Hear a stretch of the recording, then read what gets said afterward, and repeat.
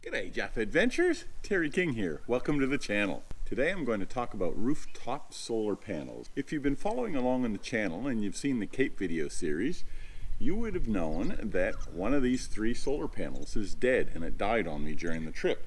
So I'm going to show you guys today how I diagnosed it, and we're going to swap that panel out for a new one, and I'll also share how I've got this thing wired up and how I determine what size panels I need for my application. So let's get stuck into it.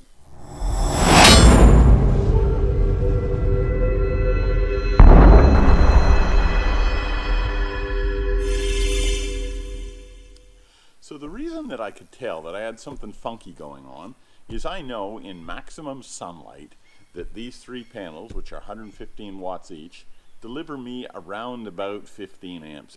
And when I was camped out on the beach, I wasn't getting that. I was only getting 8 amps. And I'm going, something's wrong here. So Manny and I did a little bit of sleuth work, and this is what we've determined. At the moment, I've got about 8.8 amps going into the battery. And it's probably all 9 o'clock in the morning. So the sun certainly isn't very high in the sky yet. What happens if I take my hat, throw it over that panel? That drops me down to 4.2 amps. So I take my hat off, and I'm back up to 8.8 amps. Hat on that panel, drops me down to 4.5 amps. Take my hat off, and we're back up to 8.7 amps again. Last one, throw my hat on that panel, and we're sitting at 8.7 amps. So that panel is putting in 0 amps into the system. So we'll follow these 2 wires through and get a multimeter on there and see what's happening. Okay, this is the MC4 connector for one side of the panel. And this is the MC4 connector for the other side of the panel. There we go, the positive and the negative for that panel. Okay, let's check the volts on that faulty panel. It's one side, that's the other. 18.8 volts, so it's producing the voltage we'd expect, but 0 current. While I'm here, let me check one of the good panels that's producing full amperage, 19 volts, so exactly the same. So that one panel is producing the voltage I want, but 0 amperage. So somewhere there is a short or a break in the system between these cables and that solar panel.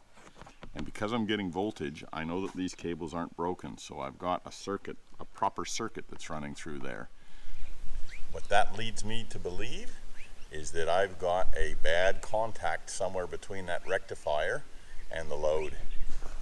Pop the top off of that unit and it's basically fully sealed with that goo stuff. So unfortunately I've got a bad panel here and I'm not smart enough to be able to fix that, so I am going to simply replace that panel. And this is the panel that I'm going to be replacing it with. It's from a mob called Off-Road Living, and it's the same supplier that I bought those panels from that are up there now.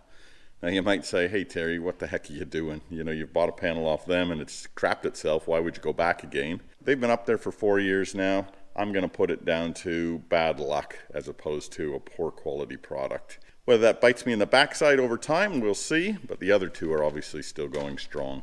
I paid full tilt for this puppy, and that came in at $429, and that was delivered to my door. It's got a 2-year warranty on it, and for those interested, there's the specifications on that particular panel. So what I like about this particular panel is it's got my MC4 connectors, which are the exact same ones on my old panel, so it's an easy swap, and it's mounted on this core flute material. And that's the sort of stuff that you often see in roofs, for example, like laser light roofs. And the reason that that stuff is important is it actually keeps the solar panel away from the aluminum roof of the rooftop tent and keeps this thing cool.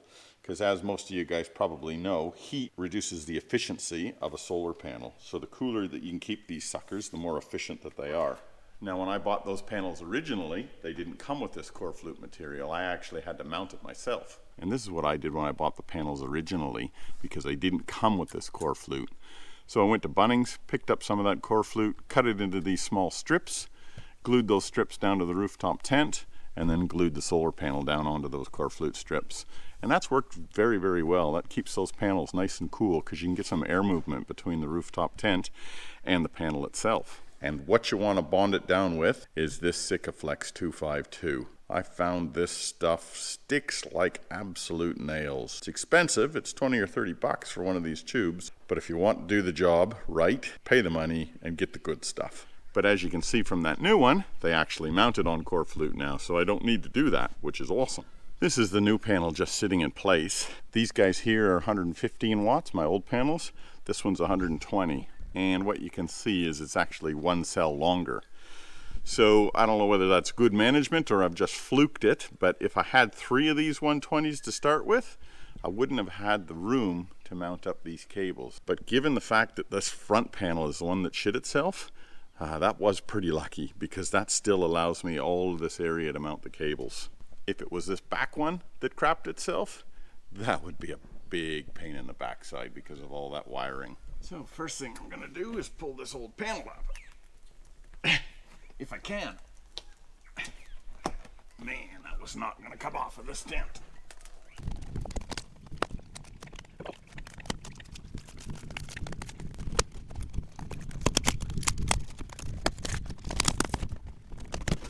Ooh. Let me give you the hot tip. That was not easy. Now I got to clean this aluminum tent rooftop on the tent up before I can affix that new one down. Now that I've got that cleaned off with a wheel and got all the big bits off of it, I'm going to clean the whole tent down with absolute ethanol. And this is the faints from my distillation processes. And the reason I like absolute ethanol so much is it volatilizes very quickly, so it dries very, very fast, and it cuts oil and grease and grime. Once I clean this all off, I'll make a determination about whether I need to take it any further. Maybe a bit of fine grit sandpaper or something like that, but now I'm going to hit it with a little bit of acetone. And if you get the feeling that I'm hitting this with every solvent that I've got in the shed, you'd be right. I just want to make sure I've got the most clean and stickiest surface for when that 3M tape goes down. And the last thing I'm going to hit it with is some wax and grease remover. And that will be it.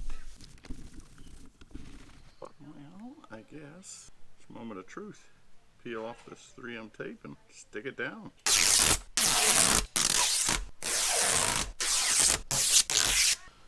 Alright, this is going to be a little bit tricky lining up doing this solo. But let's give it a crack. It's pretty good. Stick her down. Now this 3M tape is activated with heat as well. So when I get this stuck down, I'll just drive it out into the sun for a second. You know what I should have done now that I think of it? Is I should have actually plugged it in before I stuck it down to see whether the bloody thing even works. Oh well. Too late now. I'm an idiot.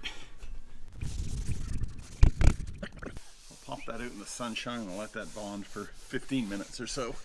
Now we're fully mounted and wired up. Let's have a look at how the system's operating. So right now we got 13 amps going in. Let's do the old hat trick. Hat in place there. We're down to 8.4 amps, call it. Take the hat off. We're back up to 13 amps. Throw our hat on the middle one. Down to 8 amps. Take our hat off. Back up to 13 amps. And lastly, throw the hat on that panel. And down to, call it 9 amps. Take our hat off all panels. So we got the full burn. And we got our 13 amps going in. Beautiful. So let's talk about how I've got these panels wired up. They are wired up in parallel. However, you could also wire them up in series. In parallel, what that means is the positive lead from each panel all runs into one common positive. The negative leads all run into one common negative. And when you wire them up in parallel like that, your amperage is additive and your voltage remains constant. So these panels produce about 20 volts per panel. So when you wire them up like this, you remain at a 20 volt voltage. However, your amps are additive. So if I've got 5 amps per panel, call it 5, 10, 15. 15 amps will be going through that circuit. If you've got them wired up in series, that means you've got the positive from one panel wired into the negative of the next panel, and the positive of that panel wired into the negative of the next panel, and so on. And when you do that, your voltage is additive. So let's say you got 20 volts per panel, you're going to go 20, 40,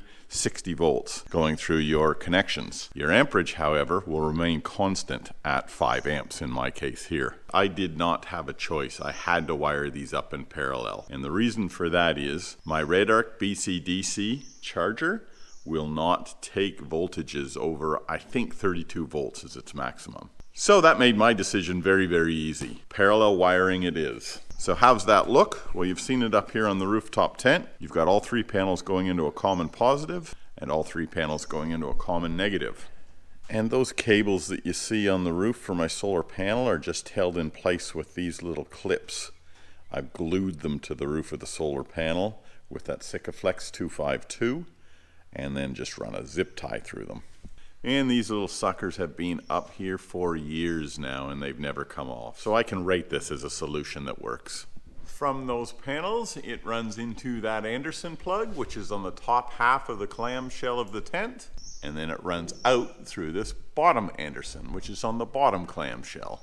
And those 2 Anderson plugs are joined up with a wire inside the tent itself. I then have the wires zip tied to the bottom of the rhino rack. Comes down here off the front of the rhino rack and then runs down the A-pillar. If you look on the inside of this A-pillar, you can see where they run. From there I've drilled a small hole. It runs into this cowl vent, runs across the cowl vent and out the inside of the inner guard. From this cowl it comes out along the inner guard and I've got running into a relay. That relay is activated by a switch on the dash. So I can turn the solar panel input into the BC-DC on or off with this switch. And the only reason that I've put that switch in there is so that I can isolate the solar panels from the BC-DC if I choose to. Alright, it's time to talk numbers and spreadsheets and try and put a little bit of science behind the question, what size solar panel do I need for my application? Now, if you don't like numbers and you don't like spreadsheets, I get it. I've got a couple of words of advice to those of you out there that are in that camp. Firstly, don't go onto your favorite Facebook group and say, hey, what size solar panel do I need for my application? First of all, you're going to get flamed, and deservedly so. Second of all, the answer to that question is so variable and dependent on your own personal condition that anybody who gives you an answer is only going to be a wild ass guess. So my advice to you, if you don't want to do this analytical heavy lifting, simply buy the highest quality and largest solar panel that you can physically fit on your application. And the reason that I say that is I have never ever met an overlander or another traveler that said to me, gee, I wish I would have bought a smaller solar setup. If anything, they'd say the exact opposite. Okay, for those of you that aren't afraid of analytical heavy lifting, let's get into it. The first thing we have to do is answer the question, what's my goal? And for my particular example, I want to be able to remain off-grid indefinitely should I choose. And what does that mean in terms of a solar application? Well, it means that I need to be able to generate more than I use. It's that simple. And in that instance, the greater the generation overage, the larger margin for error that you've got to take into account things like cloudy days, like seasonality, like camping under a shady tree, that sort of stuff. The next thing we need to know is our storage capacity. How many usable amps do I actually have in storage? This is a big one because the larger our storage capacity, the longer that we can remain off-grid when we have adverse weather events, like a cloudy or a rainy day, for example. Now, this is something that's really important to understand. Let's say that you've got yourself an AGM battery, and somewhere on that battery it says it's a 100 amp hour battery. An AGM battery actually has a 50% discharge floor. So what that means is, yes, it's a 100 amp hour battery, but you can only actually use about 50 amp hours, or about 50% of that battery's total capacity, before it's discharged to the floor. In my application, I'm running a lithium battery. It's 120 amp hours and it's got an 80% discharge floor. So that basically means that I've got 96 amp hours of usable juice before that battery runs flat. And that's one of the reasons that I've gone to a lithium, and it's been such a game changer for me. The next thing we need to determine is, what is our consumption? How much juice do we chew in a 24-hour period? You can go into all sorts of detail here, adding up the usage of your lights, of your charging your camera batteries, etc., but I'm going to break this down into a very simple one-item calculation, and that is the fridge. My fridge draws more amperage than anything else, and everything else is simply a rounding error when I'm taking into account these sorts of calculations. So my fridge is the largest juice sucker that I've got in my entire setup. How much juice does it suck? You hear this term called duty cycles when talking about fridges, and a duty cycle is basically what percentage does that fridge actually run in a period of time. In my particular fridge, I've seen duty cycles of 20% all the way up to 80%. In hot conditions where the ambient temperature is 30 degrees plus and the nighttime temperatures might only go down to the mid-20s, I've got a duty cycle of 80% on that fridge. Conversely, in cool or cold weather, in Queensland terms, you're looking at daytime temperatures of high teens to low 20s and nighttime temperatures maybe sitting around that freezing number. In those sorts of conditions, I'll have a duty cycle of 20 or 30%. So you can see the variability there is massive. So what do you do in that instance? Well, what I did was I picked something in the middle. I've tried to pick an average duty cycle that my fridge sees, and again, this is based on my real-world experience. My fridge draws 5 amps when it's running. I picked a 50% duty cycle. That means it draws 2.5 amps in every single hour, so over a 24-hour period, I'll draw 60 amps. Just as an aside, I ran the numbers to determine how long I could remain off-grid if I had no charging going in at all, and I was just running my fridge. And in my example, I could run approximately 38 hours. Remember me saying that lithium was a game changer? Well, if I was running an AGM battery, that 38 hours turns into 20 hours. That's pretty bloody significant. So now we know how much juice we chew up in a 24-hour period. The final question is, how much can I generate? And again, this is a massively variable calculation as well that I'll try and distill down to simplest numbers. Firstly, you need to know how much juice the panels that you're looking at actually produce. And in my experience, a good quality panel produces pretty close to what it's rated at on its label when compared to an ePray junker, for example. In my case, my AllSpark 120 watt panel is rated at 5.97 amps, and in real world testing, in ideal conditions, it's pretty bloody close to that. So my strong recommendation here is not to skimp on panels. Get the best that you can afford. Imagine buying a junker, going to all the work to install it, only to find when you're in real world conditions, it's not putting out what you were expecting. That's pretty disappointing, and you've gone to a lot of work to get there to a disappointing outcome. In my example, my panels generate 17.3 amps in ideal conditions. However, as you know, conditions are oftentimes not ideal. The sun may not be perfectly perpendicular to the panels. The panels might be dirty or dusty. You could actually be in cloudy conditions. All of these things impact the efficiency of the panel itself. So what do we do about that?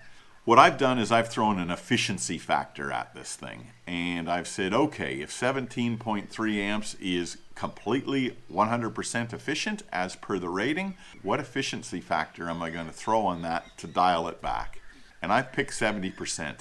And again, that's my best thumbsuck based on my experience. I have seen efficiencies close to 100% when you're in those ideal conditions, and I have seen efficiencies down around the 30 or 40% when you're in really poor conditions, like cloudy days, for example. So you've got to pick an efficiency factor somewhere. I've gone with 70% based on my experience. So using that 70% efficiency factor, in my instance, I can generate about 12.1 amps in an hour. I've assumed 8 hours worth of sunshine, which again is quite conservative. If you go say from 8 a.m. to 4 p.m., you're looking at 8 hours worth of sunshine, but of course there's sunshine on the shoulders of those times as well.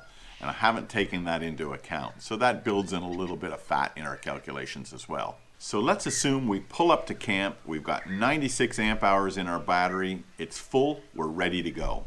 I use 60 amps in a 24-hour period.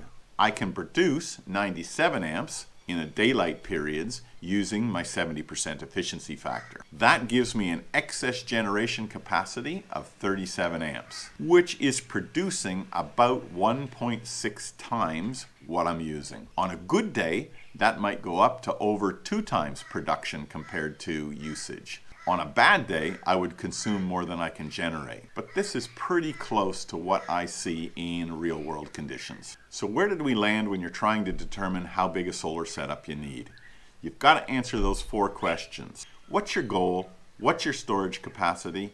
How much am I going to consume? How much am I going to produce? It's no more complicated than that. All right, that's your heavy lifting for today. If your head is hurting as much as mine, it's beer o'clock. Until next time, keep the shiny, or should I say, sunny side up. Have a great one, everybody. Bye now.